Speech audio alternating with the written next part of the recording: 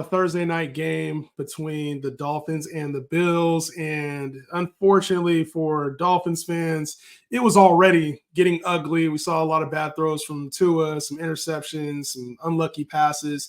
And then probably the worst case scenario for Dolphins fans and just Tua Tagovailoa himself in general, suffered another concussion. And obviously, this is much bigger than the sport of football. You're talking about a young man who has a family, a young man who has a life to live, and there's a lot at stake here when it comes to Tua, and there's a lot of sensitivity around this topic, rightfully so. But we saw Mike McDaniel come to the podium a little bit later, a little shaken up. A lot of speculation about this man, about his career. First of all, prayers up. Obviously, we want to see Tua get well, Tyler. But what's your thoughts about Tua Tagovailoa right now, just given his situation? Yeah, I mean, it's always like it's a sensitive topic, like you said. But at the end of the day, you know, we also our job is fantasy football, and we gotta be able to assess the situation and you know talk about it. And obviously, like I think that what he should do is retire. Like I just think that like it's much bigger than football. You know, obviously, like these guys are super competitive. They want to play, but like the way these concussions happen for him, it's just like they don't seem like normal concussions. And like maybe all concussions are the same. I'm not a doctor, I don't know, but his seem pretty severe. Where I just think it would be like malpractice if he's like out there anytime soon. Like they should just keep him away from the game for a little bit here. Honestly, what I think was going to happen, I have no idea. Like I really don't know what's going to happen with this situation because I wouldn't be shocked if he's out there in a couple of weeks. I wouldn't be shocked if he does end up, you know, calling it quits. I have no idea what to anticipate here. What I will say is that if he ends up walking away like this, or just he's out for a while here, and we get Skylar Thompson, like this just kind of it's not good for this offense, in my opinion, for the pass catchers. Yeah. This is Well, definitely before we get into hold on, before we get into like this offense, dude, I kind of want to talk a little bit extra about Tua. okay.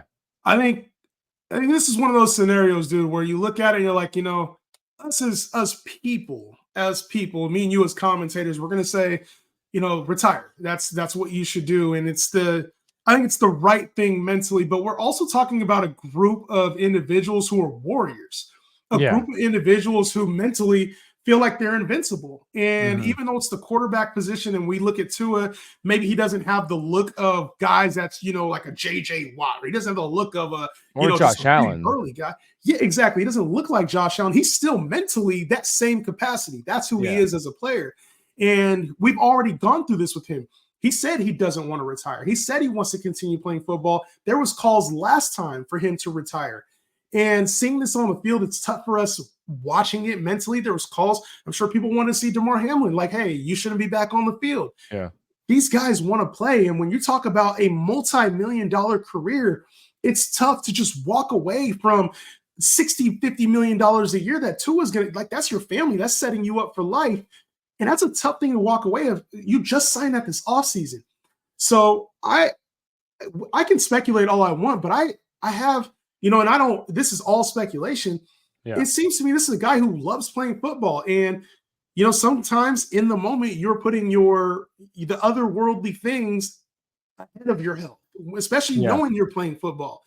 So I don't know if he comes back this year. I think this year is a little too soon for him to come back. And I think it would be a lot on this team to risk that, especially Skylar Thompson is not able to bring this team to victory. I think it's a lot to risk with Tua this year, especially we saw them do that before.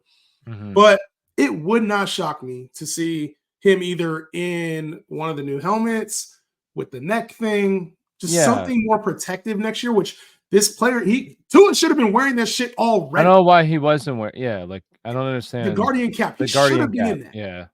But it would not shock me to see him back on the field next year. And, you know, honestly, it's not up to us what he does, but I just want the best for him, you know. And at the end of the day, like we've seen Brett Favre say he had 1 million concussions, 1,000 concussions in his career, a lot of ex-players. So I don't know. I know I'm sure a lot of people have concussions all the time. It's just like they don't have the, you know, the rigor mortis or whatever Tua has when he unfortunately, like the fencing. So it looks way all concussions are bad though. Like all concussions, whether or not you actually get reported with a concussion or not, like they're not good. It's not good for the brain to have this Right. trauma, the jarring. So it like all concussions are bad in general. So you think that he won't even be back this season?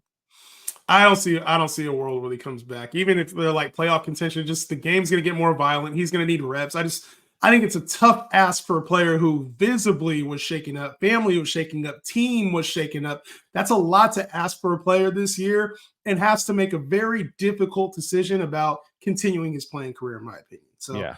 I think, as far as Tua goes, it's like it's one of those things where he's going to have to make that decision. But this Yeah. offense is still going to be here. This team is still going to be here.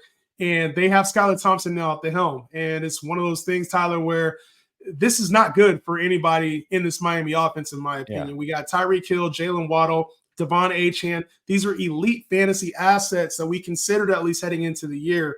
And they're going to be affected. I don't think there's any other way to put that.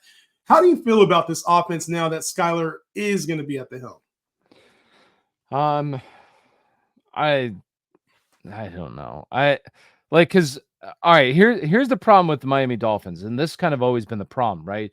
Is that just when they get in these games against the good teams, they don't perform like a good team. They're just not up to it, and they lose these games. I want to say it's now 5 in a row, I believe, against Buffalo that they've lost.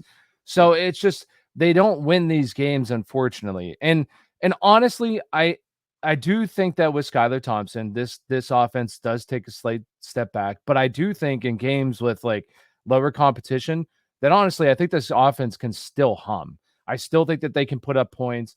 But in these like tougher games, like the games against the Jets, definitely like that would be a week where it'd be pretty tough to start a lot of these guys.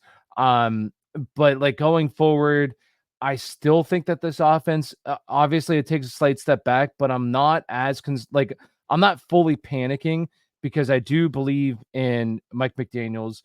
I believe in these playmakers. I believe in his ability to get them the ball when they need to get the ball. It's just against the really tough teams. I don't know what their schedule looks like. But against the really tough teams, yeah, I would say that it's not good against those tough teams, but like against majority of the league, honestly, it's probably not going to be as bad. Yeah, they play in the AFC. The AFC East already has some tough defenses. The AFC in general has some tough defenses and can be some bruising battles. So I think we see a lot more inconsistency with this team. Yeah. And, I think when you go through the Dolphins, it's like they've already kind of been an inconsistent team at time. It's like it feels like first half they're really consistent. Second half they go to the ground game as far as for fantasy options. But I think it just brings a little bit more inconsistency and trust to players that we come to expect to trust. Tyreek Hill is a player, obviously, at the top of that list where a lot of people are going to wonder about his value now. Like, is he a rock solid wide receiver one? And I already had concerns about Tyreek Hill, the player, obviously coming in with the fantasy playoff schedule in the second half. But this just brings even more questions now. And it kind of depends on if Tua does see the field, unfortunately, how consistent he will be. I still have him as a wide receiver one. I just think he's a tier below your Justin Jefferson, CeeDee Lamb, Cooper Kupp now. He's probably replaced him in that spot. I think he brings a little bit more inconsistency to what he's able to produce, but we'll still see some of those 150, 100-yard games. I think Skylar can still produce some of those. When do you think that we'll know about Tua? I think we'll have an update if he goes on IR here soon. I think we'll know within the week. They'll put him on IR, give him a chance to get fully recovered. I don't know we'll have a decision on the season until we find out the impact to this record. If the team starts out 1-5 and Tua is just like hasn't spoken yet or I think we'll know when Tua speaks what the decision is for the year. I think we'll have a very clear indication of like, I want to get back on the football field. I'm going to take the time that I need for me and my family. Like you typically hear something that lets you know, all right, I'm doing everything I can to get back, or this is going to be a lot longer than all of us anticipated. You there with me? Or like, you think he's coming back this year? I don't know.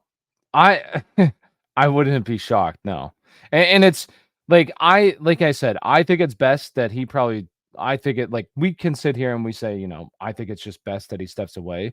But once again, like you talked about, like he's a competitor. Like these guys, they put like truly their lives on the line to play this game. I mean, we saw with Damar Hamlin. Like they put their careers They know the CTE, they know all of this stuff. They don't like they want to Yeah. play the game that they love. And I think I think the only way it doesn't happen is like his family just really urges him to stop and like he ends up stopping. But like I think that he's just like you said, a natural competitor, a guy who's gonna be out there, and as long as he can be out there, I think he'll honestly be out there. But I do think it kind of comes down to the family and what his family discusses and everything. But they're like, go ahead and do you. I think he'll honestly be back out there this year. I would not be We'll shocked. say he doesn't come back out there. And there's also, we talked about Tyreek Hill for a second, but there's also a couple other options on this team. Jaylen Waddle and Devon Achane obviously are the next two in line there. Devon Achane had a mega game for your fantasy teams in week 2 against the Bills. And obviously, this is a player who has explosive potential on any given week. Are you shooting down his value at all? Does it increase? Are you kind of stuck where you are with them? Like, where are you at with Devon Achane? I think it sticks. I don't know what Mike McDaniel was doing though. Like 29 touches for Devon That's a Achane lot. is insane. I mean, I love it, but I honestly I don't even love it because I don't think like you're talking about a guy who was on the injury list coming into this week, and Short then week. it's a short week, and it's a 29 touches. Like I told some people like they're obviously like, should I start Alexander Madison, Jeff Wilson Yeah. kind of stuff. Like I was like, go Jeff Wilson, because I thought apparently Jeff Wilson was dealing with an injury too. Yeah, he left the game too. Yeah, so but I thought Jeff Wilson and Jalen Wright would be more involved throughout the game, but it was just clearly Devon Achane. They fed him the rock a lot. I think that he's pretty safe. Right where he is, in my opinion, is a mid RB1 with high end RB1 upside, just because the explosiveness that he offers. So I'm not worried about him. I would be a little bit worried about like Jaylen Waddle though, just because like obviously you have Tyreek Hill here. He's the true number 1 wide receiver. I think Jaylen Waddle is an absolute stud, but can what's his name? Skylar Skylar Thompson. Thompson. Yeah. Truly, I was thinking of Tristan Thompson, but that's the NBA player. Can he truly support 2 wide receivers? Like I don't think so. I think it's just really going to be Tyreek Hill and Devon Achane. So I'm a little bit worried about, obviously, depending on what happens with Tua. But if it is going to be Thompson for the rest of the year, I would be worried about Jaylen Waddle. Yeah, I'm Waddle enters like back in the mid-tier wide receiver 3 territory to me. Like just those inconsistent wide receiver 3s. So you're gonna have a tough time starting, especially when the matchup is tough. Devon Achane to me is still a top 15 RB and probably has upside for a lot more than that weekly, just depending on the matchup, because they're not going to move the ball as efficiently. I trust Mike McDaniel, and I think that he's a great play call. I think that he runs a great offense, but I still have my doubts about their ability to support a 25 to 30 point scoring average without having Tua there. So I'm sure they'll get things figured out in Miami. It is a little dire. And obviously the most important thing is seeing Tua get right. But for fantasy purposes, this is a team that now does become a little bit more risky on a week-to-week basis, in my opinion. Mm-hmm.